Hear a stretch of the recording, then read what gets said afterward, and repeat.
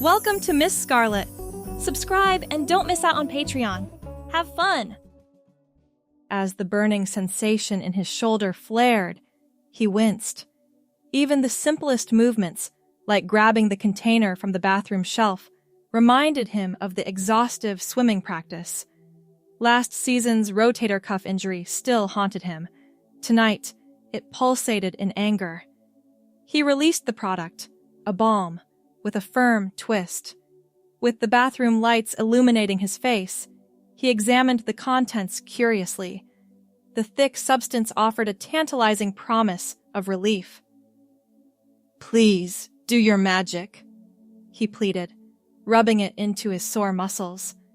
Determination clouded his eyes as he anticipated the regional championships, which were mere months away. But it worked, and that was all that mattered. The brown-haired swimmer flicked off the bathroom light and headed to bed, where Cassandra was already asleep, her medical textbooks scattered across her side of the nightstand. Third-year medical school was keeping her just as busy as his training schedule kept him. "You coming to practice tomorrow?" he asked as he slipped under the sheets, even though he knew she was asleep. Her clinical rotations left little time for watching him swim, but he always hoped. Morning arrived with the usual routine: protein shake, quick shower, and another application of the cream before heading to the pool. Practice was brutal, as expected, but something felt off. His times were slower, his muscles fatiguing more quickly than usual. "What's going on with you, Jay?" Coach Parker barked from the pool edge. "You're 2 seconds off your usual pace." "Sorry, Coach. Shoulder's still bothering me," he called back, adjusting the strap of his navy blue swim briefs. "Work through it. Championships won't wait for you to feel better." The pattern continued for weeks. Despite rigorous training, his performance plateaued, then began to decline. The cream seemed less effective against the pain, but he kept using it faithfully, hoping for improvement. By month 3, the changes were becoming noticeable. His muscle definition, once sharply etched across his chest and arms, had softened. His shoulders seemed narrower, his waist more defined. At first, he attributed it to the reduced training intensity. Coach had finally acknowledged his persistent shoulder issue and scaled back his regimen. "Have you lost weight?" Cassandra asked one evening as they prepared dinner, her eyes scanning his frame beneath his white tank top and gray sweatpants. "Maybe a little. Coach thinks I'm overtraining," he replied, chopping vegetables with less force than usual. "You look different." Her brow furrowed in that way it did when she was analyzing a medical case. "How's the shoulder pain?" "Still there, but manageable with that cream you left in the bathroom. Thanks for that, by the way. Been using it for months now." Her knife clattered against the cutting board. "What cream?" "The one in the blue tube, on the counter." The color drained from Cassandra's face. "Jay, that's not muscle rub." "What do you mean? It works on the pain." "That's my hormone replacement cream, for a study I'm participating in at the medical center." Her voice was barely above a whisper. "It's estrogen-based." The kitchen suddenly seemed airless. "Estrogen? Like female hormones?" She nodded slowly. "High concentration, too. It's experimental." "Are you saying I've been rubbing female hormones into my body for 3 months? His voice cracked, higher than normal. Another change he hadn't noticed until now. "The absorption rate through skin is significant," she said, slipping into her clinical voice. "Especially with daily application. Jay, we need to get you checked out immediately." The following days were a blur of doctor appointments and blood tests. His testosterone levels had plummeted while estrogen had skyrocketed to levels typically found in women. The medical team was fascinated by the case. The accidental hormone therapy had triggered significant physiological changes. The breast tissue development and fat redistribution are consistent with long-term hormone therapy, the endocrinologist explained, examining the test results. Your body has been responding as though you were undergoing a medically supervised gender transition. The words hit like a punch to the gut. Swimming scholarships, potential Olympic trials. Everything felt suddenly in jeopardy. Can we reverse it? Jay asked, voice small in the sterile exam room. We can start testosterone therapy, but some changes may be permanent or take significant time to reverse. The tissue changes, particularly in the chest and hips, may require surgical intervention to restore your previous physique. Cassandra squeezed his hand tightly. This is my fault. I should have labeled it clearly or kept it somewhere else. It was an accident, Jay responded mechanically, still processing the implications. The doctor recommended immediate cessation of the estrogen cream and offered options for moving forward. Jay nodded through the consultation, but his mind was elsewhere, cataloging the subtle changes he'd attributed to weight loss or training differences. The gentle curve where his chest had once been flat, the softness in his face where angular lines had dominated, the way his brown hair, always kept short for swimming, now seemed to frame his face differently as it grew out. That night, alone in the apartment while Cassandra worked an overnight hospital shift, Jay stood before the bathroom mirror. He removed his clothes slowly, examining his transformed body with new awareness. His hips had widened slightly, waist narrowed. The beginning buds of breast tissue were undeniable beneath his nipples. Instead of the revulsion or panic he expected to feel, something else stirred within him. Curiosity. He wandered into the bedroom, to Cassandra's side of the closet. Her clothes hung neatly organized by type and color. His fingers brushed against a teal fabric, a wrap dress she'd worn to his swim team banquet last year. Without fully understanding why, he removed it from the hanger. The silky material felt cool against his skin as he slipped it over his head. The dress cascaded down his body, fitting surprisingly well across his new curves. He tied the wrapped section at his waist, creating definition where his male physique had once been straight and boxy.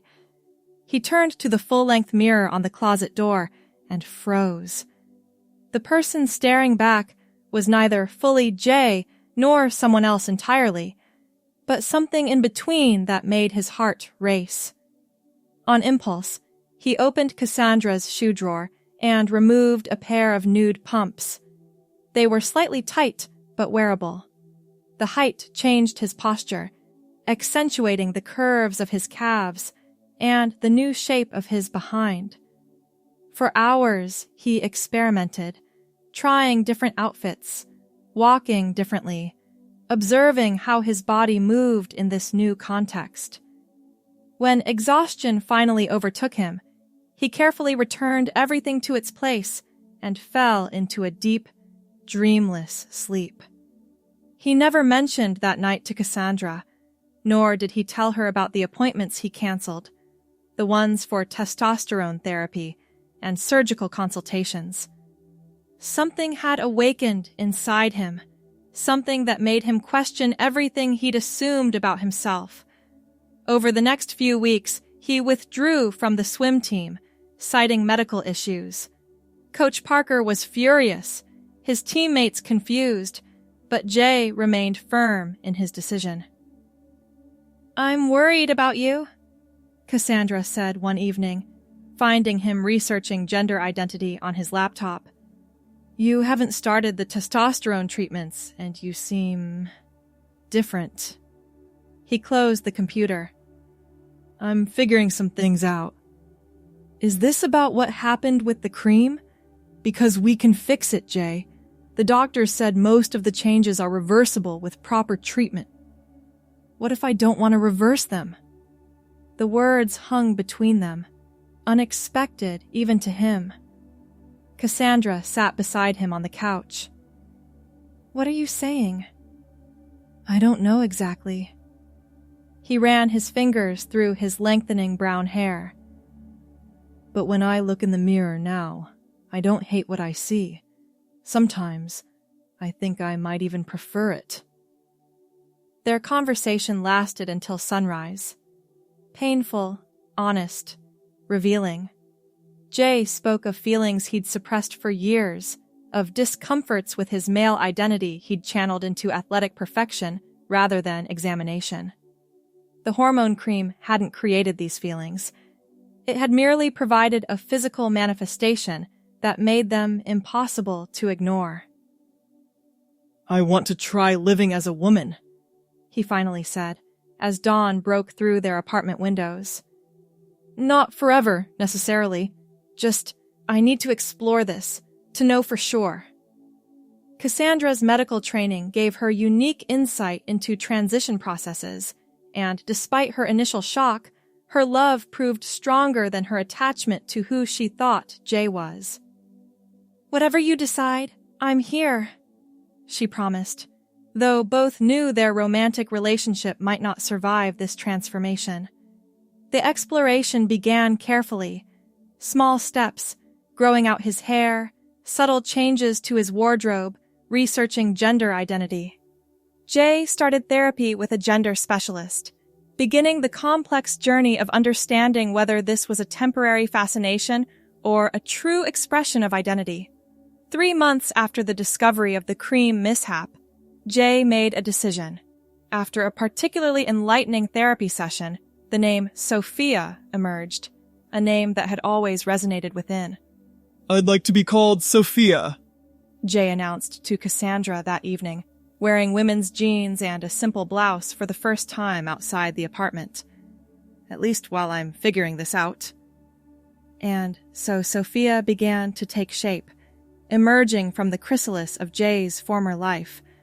The hormone therapy, now prescribed and monitored properly, continued to feminize her body. Her brown hair grew past her shoulders, framing a face that softened further with each passing week. The swimming trophies were packed away, replaced gradually by items that reflected Sophia's emerging aesthetic: vintage costume jewelry found at flea markets, colorful scarves, a growing collection of shoes. Cassandra remained supportive, though their relationship evolved into a deep friendship rather than a romance.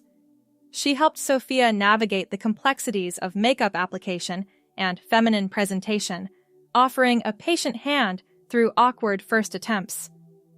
I never thought I'd be teaching my former boyfriend how to apply eyeliner, she laughed one afternoon, steadying Sophia's hand as she attempted a winged tip.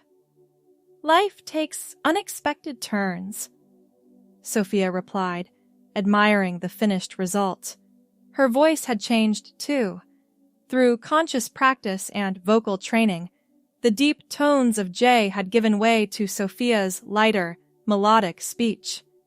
6 months after discovering the cream, Sophia stood before the mirror in her bedroom, now her own apartment, a fresh start. The teal wrap dress, purchased legitimately this time rather than borrowed from Cassandra, hugged curves that were now undeniably feminine. The nude pumps, also her own now, felt natural beneath her feet. She added a vintage pearl necklace from her growing collection, admiring how it complemented the dress. Her brown hair, now reaching the middle of her back, was styled in loose waves that bounced when she moved. The doorbell rang, her first dinner party as hostess, with Cassandra and a few carefully selected friends who knew her story. People who had known Jay and had embraced Sophia with varying degrees of adjustment, but ultimate acceptance. Coming, she called, applying a final touch of lipstick before heading to the door. The apartment was transformed with her new aesthetic: bright colors, flowing fabrics draped over furniture, feminine touches throughout. The swimming medals and trophies weren't discarded but incorporated into a small section that honored her past without being dominated by it. Cassandra arrived first, bringing wine and a warm hug. "The place looks amazing," she said, taking in the transformed space. "Just like its owner." "Thank you for everything," Sophia replied, meaning far more than the compliment. "I wouldn't have found my way without you." "You would have," Cassandra countered, squeezing her hand. "Maybe not as quickly or smoothly, but this was always inside you, waiting." The evening flowed with conversation and laughter. Sophia moved through her new role with increasing confidence, serving dinner in a space that reflected her emerging identity. The awkwardness that had characterized her early days of transition was fading, replaced by authentic movements that came from acceptance rather than performance.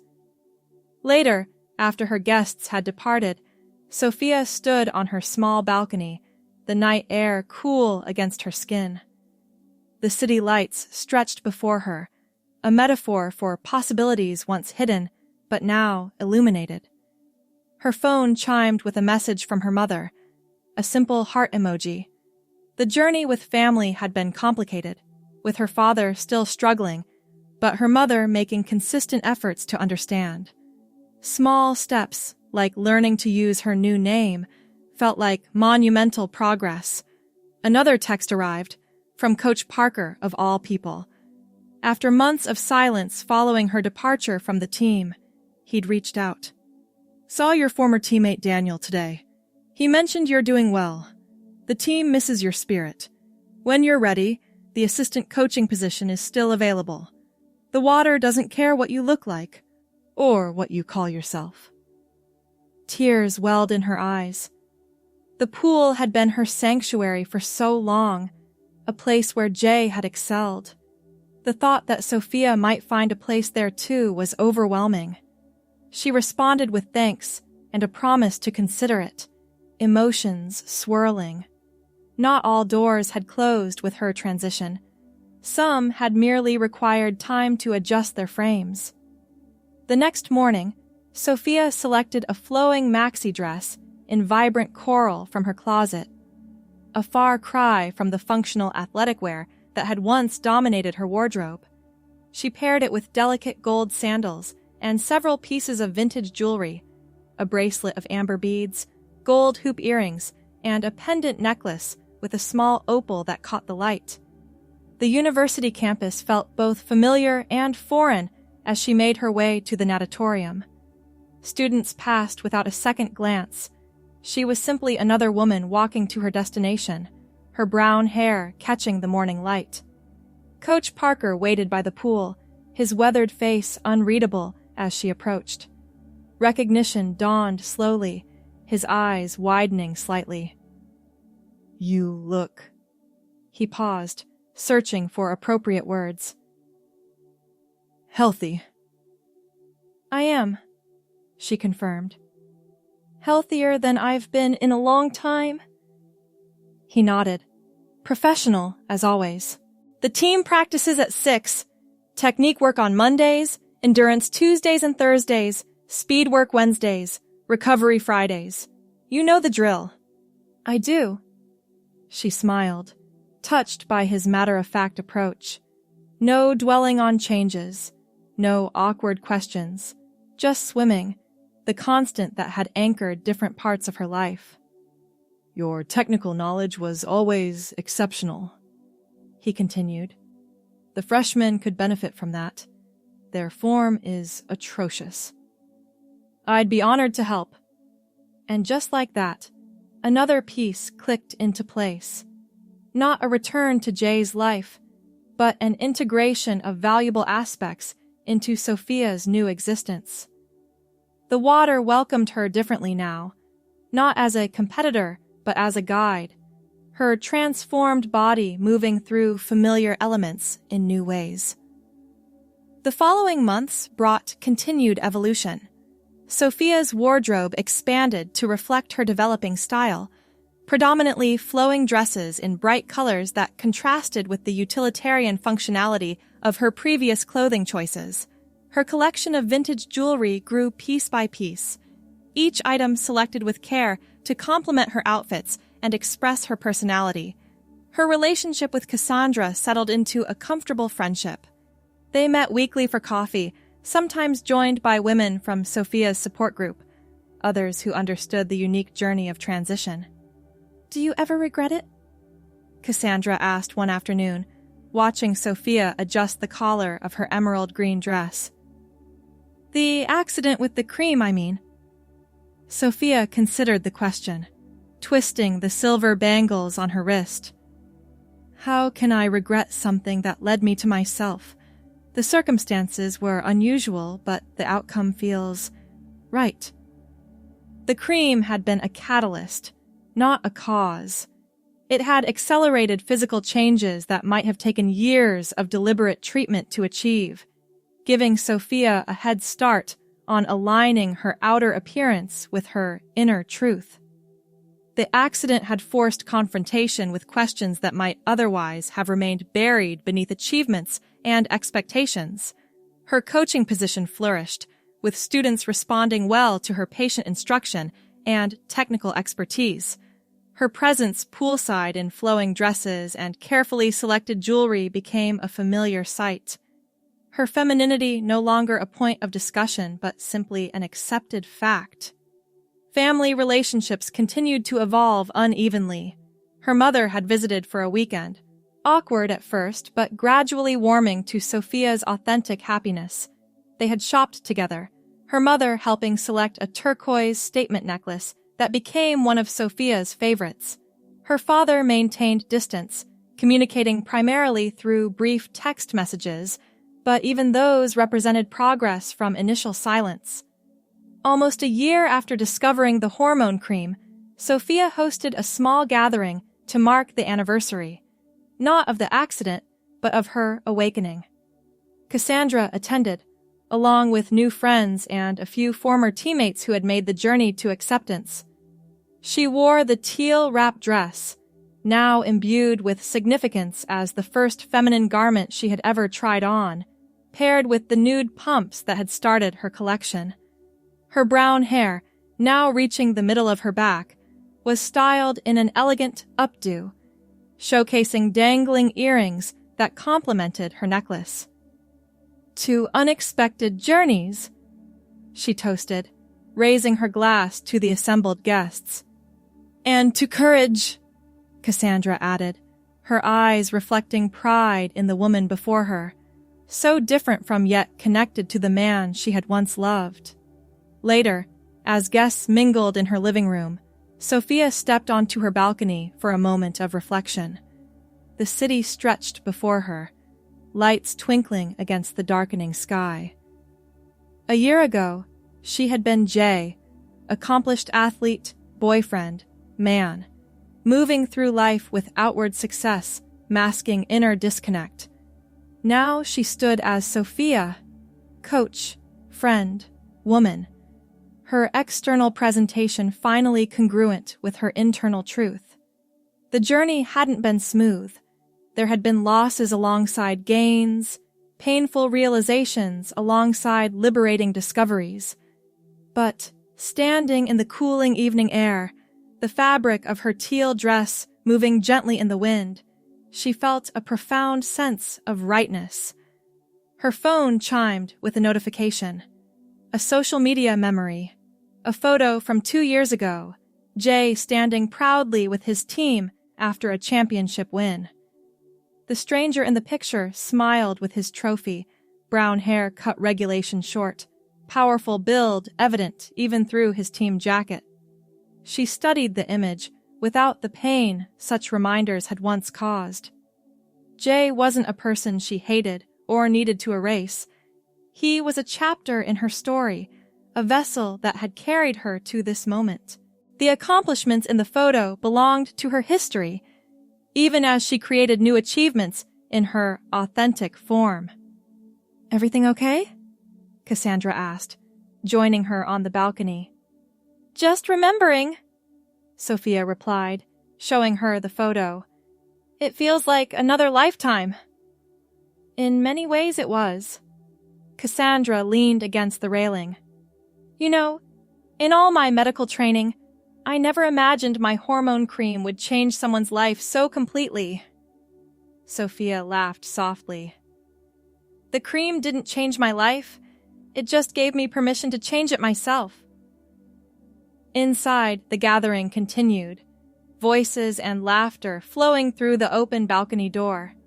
Sophia's new life existed not in isolation but in connection, built on honesty rather than conformity. "We should rejoin your party," Cassandra suggested, glancing back toward the warm light of the apartment. "Yes," Sophia agreed, tucking her phone away.